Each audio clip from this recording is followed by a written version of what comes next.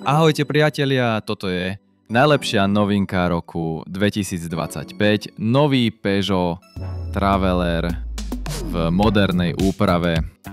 Začneme exteriérom. Auto dostalo moderný dizajn s výraznou maskou chladiča, štýlovými LED svetlometmi a elegantnými líniami karosérie.